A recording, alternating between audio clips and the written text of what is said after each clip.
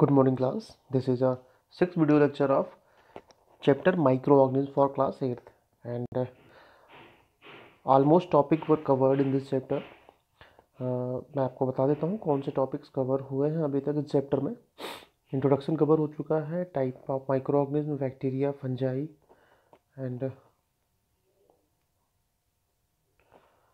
Protozoa, algae, antibiotic vaccines,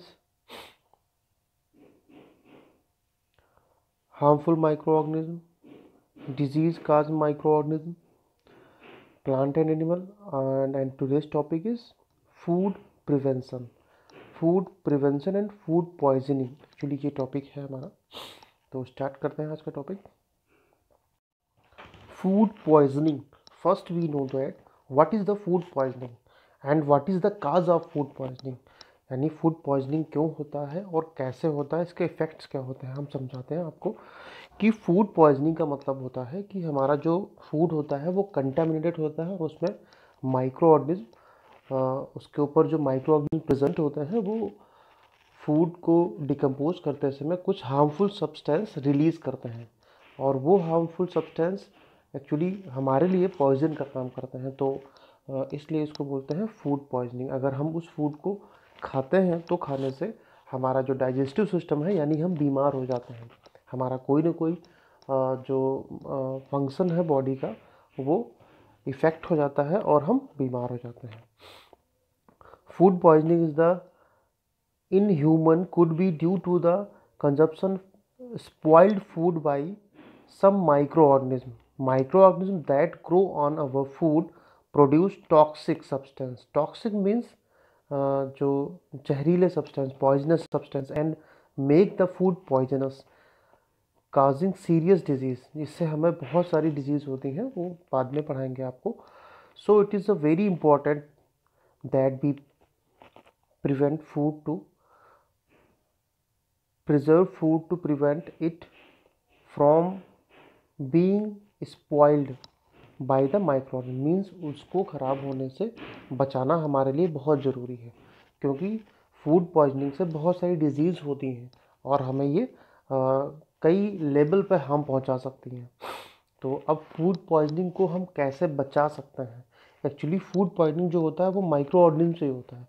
micro organism को हम देख नहीं पाते हैं और हमारे वो मतलब देख नहीं सकते हैं आँखों से, हमारे वो फूड पे प्रेजेंट होते हैं और फूड पे जो प्रेजेंट होते हैं तो वो ग्रो करते हैं एंड ग्रो करने के बाद जो टॉक्सिक सब्सटेंस होता है वो रिलीज़ करते हैं और वो टॉक्सिक सब्सटेंस रिलीज्ड वो फूड आइटम पे ही प्रेजेंट होता है, जो कि हम अपनी आँख से देख नहीं पाते हैं उसे।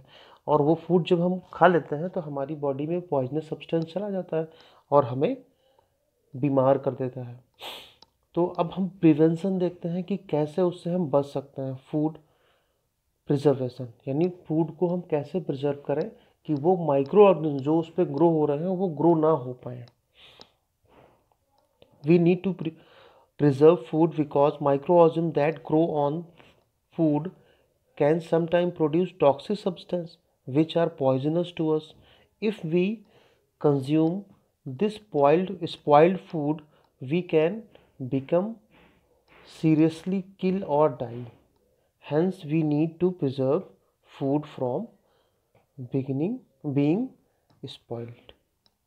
तो हमें क्या बचाना, तो कुछ मेथड्स हैं इससे बचने के लिए, यानी उस फूड को प्रिजर्व करने के लिए।